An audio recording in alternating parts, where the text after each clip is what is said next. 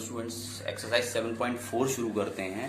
First question है, show that in a right angle triangle, एक right angle triangle ले लो ABC, the hypotenuse is the longest side. Hypotenuse जो है वो लॉन्गेस्ट साइड प्रूव करनी है। और आप ध्यान रखना, जो जो थ्योरम्स मैंने आपको बताई थी वो थ्योरम्स इसमें अप्लाई होंगी। तो आप जरा इसको करेंगे।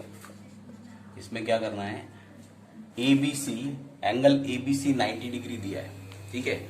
और इस ट्राइंगल, अगर एंगल सम प्रॉपर्टी लगाएं तो हो जाएगा angle ABC plus angle BAC plus angle CAB should be 180। Angle sum property है ट्राइंगल के अंदर, एंगल सम प्रॉपर्टी है। अब एबीसी 90 डिग्री है तो angle BAC plus angle CAB is equal to 180 degree. अब इसको आप इस तरफ ट्रांसफर कर लें तो angle BAC plus angle CAB is equal to 180 degree minus 90 हो जाएगा। एंगल बीएसी या यही लिख देते हैं इज इक्वल टू 90 डिग्री। इसका मतलब बीएसी और सीएबी ये दोनों एंगल्स का सम 90 डिग्री आ गया। इन दो एंगल्स का सम 90 डिग्री आ गया। इसका मतलब है जो सबसे बड़ा एंगल है, लार्जेस्ट एंगल है, वो 90 डिग्री है, एबीसी। तो लिखेंगे कि angle ABC is the greatest या लार्जेस्ट एंगल, ठीक है, अमंग 3, है ना। 3 एंगल्स के बीच में एबीसी लार्जेस्ट एंगल है। तो so AC will be the largest side. AC जो है वो लार्जेस्ट साइड हो जाएगी। आप यहां लिखेंगे side opposite to greatest angle, largest angle will be greater, ठीक है। तो इसी से प्रूव हो जाएगा कि साइड जो सबसे ग्रेटेस्ट एंगल, लार्जेस्ट एंगल की अपोजिट है वो सबसे बड़ी होगी। और ये प्रूव हो गया यहाँ पे, ठीक है। सेकंड क्वेश्चन करते हैं स्टूडेंट्स। हमारे पास ये फिगर है। In the figure side AB and AC of a triangle ABC are extended to points P and Q। ABC एक ट्राइंगल है और इसमें साइड B को एक्सटेंड किया है P तक, C को एक्सटेंड किया है Q तक। also given is angle PBC, ये वाला angle is lesser than angle QCB, ये इससे छोटा है, ठीक है। Show that AC is greater than AB, ठीक है। तो उसके लिए हमें, अगर AC is greater than AB के लिए जो थ्योरम है उसके हिसाब से हमें ये दो एंगल्स पता कर लेने ना पहले। अगर ये दोनों एंगल पता लग जाएंगे तो इनमें से जो लार्जर होगा उसके सामने वाली जो साइड है वो लार्जर हो जाएगी, ठीक है। तो जरा करते हैं, पहले जो गिवन है उससे लिखेंगे हम angle PBC is lesser than angle QCB, ये दिया हुआ है। अब जो ये PVC है ना, PVC, इसको हम क्या लिख सकते हैं, इसे लिख सकते हैं हम, ये लीनियर पेयर हो जाएगा तो इसको लिख सकते हैं 180 माइनस ABC। इसको लिख सकते हैं हम 180 माइनस एंगल ABC। और QCB को क्या लिखेंगे, 180 माइनस ACB, ये वाला एंगल बनेगा ACB। तो 180 माइनस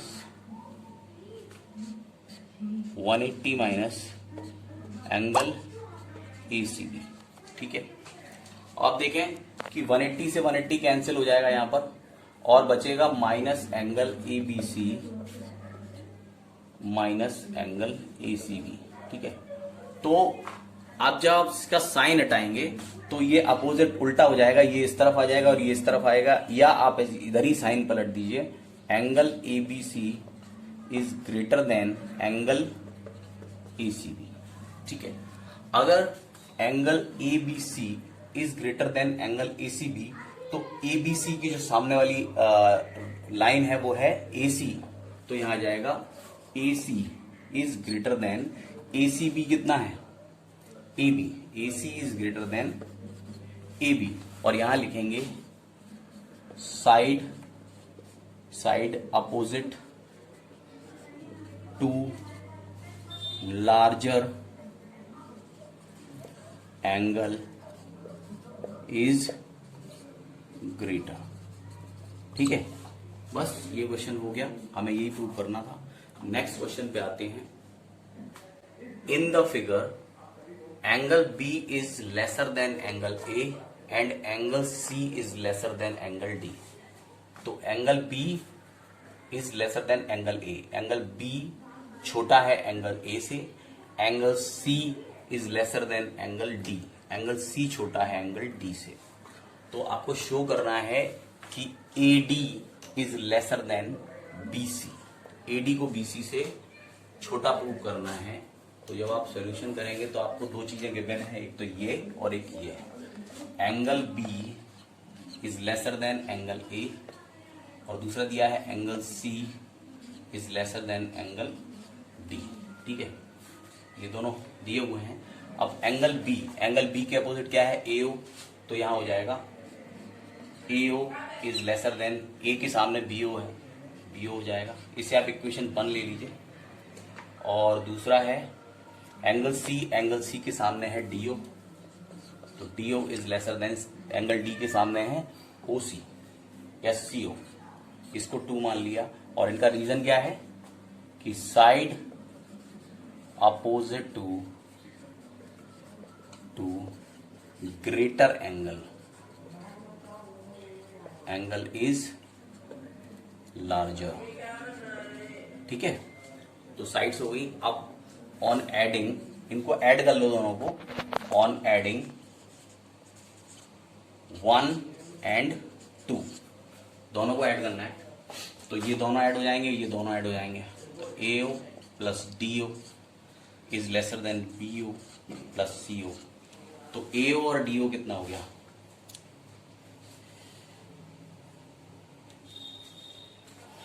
ये हो गया AD, और ये BO और CO हो गया BC, और हमें यही प्रूव करना था, हमने प्रूव कर दिया। AD is lesser than BC। तो ये सिंपल क्वेश्चंस हैं, आपको आराम से समझ में आ रहे होंगे। नेक्स्ट पे आते हैं। स्टूडेंट्स, जो क्वेश्चन मैंने आपको 2 ट्राई करने के लिए दिए थे, उसमें से फर्स्ट क्वेश्चन आई थिंक आप लोगों ने कर दिया है।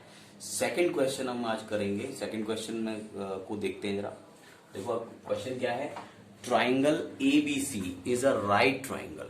ट्राइंगल ABC एक राइट ट्राइंगल है, राइट एंगल एट A, यानी ABC एक राइट ट्राइंगल है, और राइट ट्राइंगल किधर है, A पॉइंट पर 90 डिग्री का है such that AB is equal to AC, AB और AC इक्वल दिया है, and bisector of angle C, angle C का bisector intersect the side at D, ये मीट आउट करता है या काटता है AB साइड को D पर। ठीक है, अगर ये बाइसेक्टर है तो एंगल 1 और एंगल 2, मैंने ये 2 नाम दे दी, तो एंगल 1 और एंगल 2 इक्वल होंगे। आपको प्रूव करना है AC plus AD, AC plus AD is equal to BC। ठीक है, और इसके लिए क्या करोगे आप, पहले कंस्ट्रक्शन करोगे, D से एक परपेंडिकुलर जाएगा पॉइंट, इसे E पॉइंट कहेंगे, D से एक परपेंडिकुलर जाएगा E पर। ठीक है, तो यहां पर जो एंगल बनेंगे वो 90 होंगे क्योंकि परपेंडिकुलर है, और इसे एंगल 4 कह देते हैं, और ये वाले को एंगल 3। ठीक है, इसको कह देते हैं एंगल 3।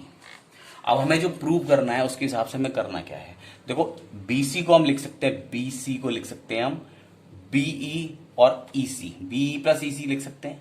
तो यहां पर क्या है कि AC लिखा हुआ है, तो AC कौन सा है, AC ये है। अगर AC और EC इक्वल हो जाएं तो जो हम BE का जो पार्ट है ना EC को AC लिख सकते हैं, और BE को हम कैसे भी AD लिख देंगे, तो इसकी जो दोनों पार्ट है ना उनके दूसरे नाम आ जाएंगे और ये प्रूव हो जाएगा। ठीक है, तो उसके लिए हम क्या कर रहे हैं, हम 2 ट्राइंगल्स लेंगे। पहले ये 2 ट्राइंगल्स, अगर इन दोनों ट्राइंगल्स को कॉन्ग्रुएंट प्रूव कर देंगे तो AC और EC इक्वल आ जाएंगे, तो EC को मैं AC लिख सकता हूं। जैसे मैंने क्या कहा, मैंने कहा कि अगर BC है, BC वो क्या है, BE प्लस EC लिख सकते हैं इसे। तो अगर मैं इन दोनों को ट्राइंगल्स को कॉन्ग्रुएंट प्रूव कर दूंगा तो इसकी जगह मैं AC लिख दूंगा, इसकी जगह, क्योंकि अगर ये कॉन्ग्रुएंट प्रूव हो जाएंगे AC और EC दोनों इक्वल प्रूव हो जाएंगे, तो इसकी जगह मैं AC लिख दूंगा। और ये BE है, वो कैसे भी AD के इक्वल प्रूव कर दूं तो BE को मैं AD लिख सकता हूं। तो हमें करना यही है, पहले EC को AD प्रूव करना, AC प्रूव करना है, EC को AC प्रूव करना है और BE को AD प्रूव करना है। ठीक है, इसके लिए क्या करेंगे, पहले तो हमने वो कंस्ट्रक्शन किया वो करें। ये अलग पार्ट है, लिखना चाहे लिख लें या इसको अलग कर दें। कंस्ट्रक्शन पहले कर लो, पहले कंस्ट्रक्शन बताना पड़ेगा आपने क्या कंस्ट्रक्शन एक्स्ट्रा किया। तो लिखेंगे draw a perpendicular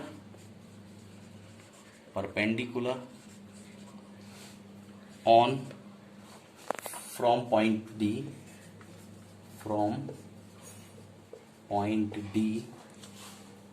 on BC at E।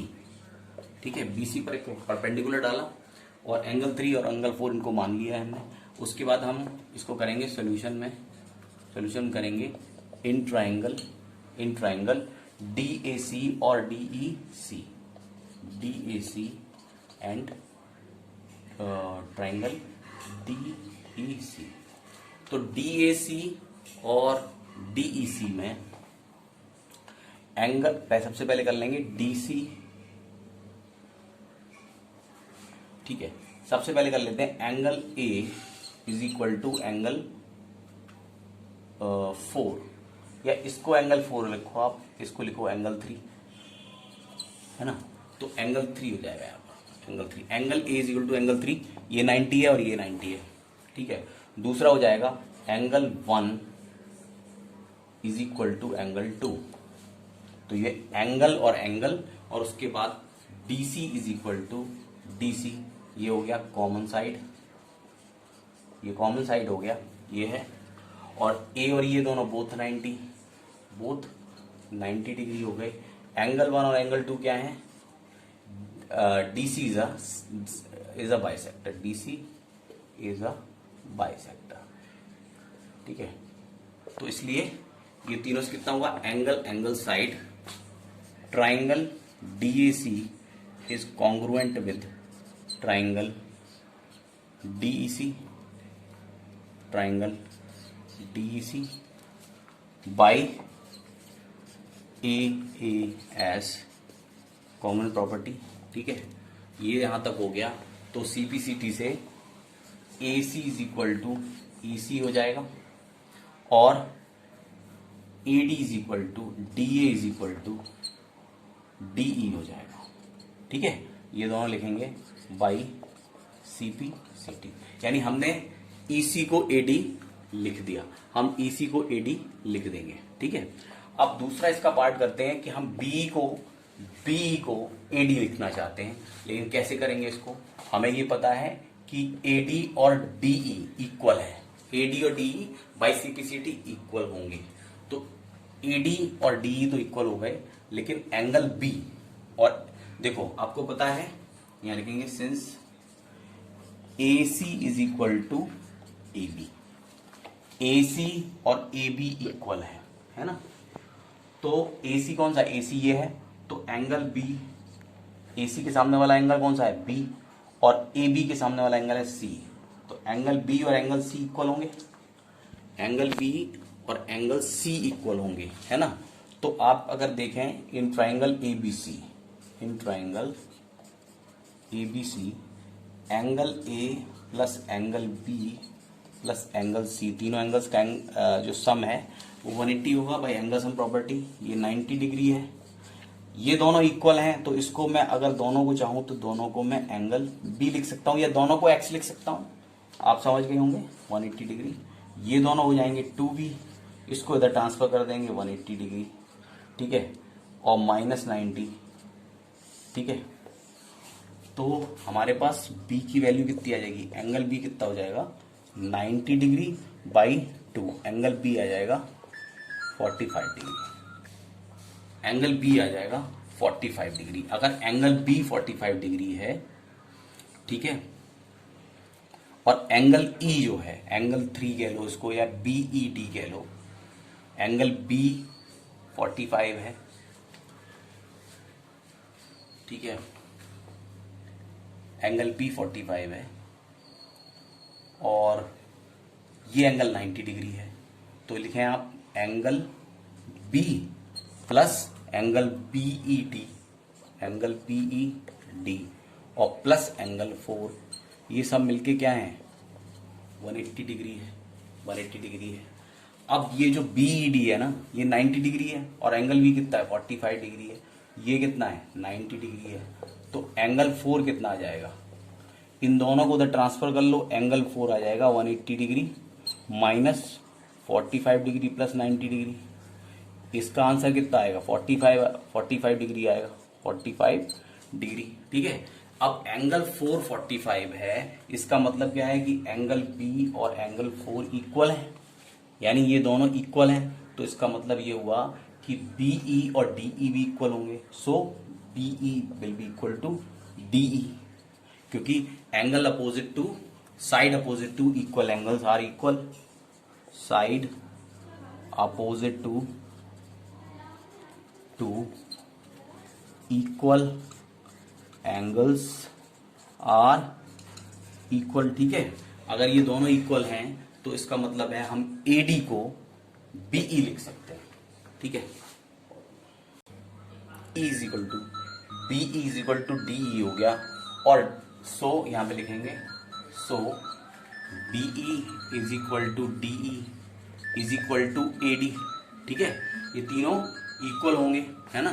तो हम लिखेंगे BC is equal to BE plus EC और BE को क्या लिख सकते हैं AD लिख सकते हैं, BE को AD लिख सकते हैं और EC को AC, है ना। यही हमें प्रूव करना था, ये हमें प्रूव करना था और ये हम, ठीक है। तो ये प्रूव हो गया, इस तरह से इसको करना है।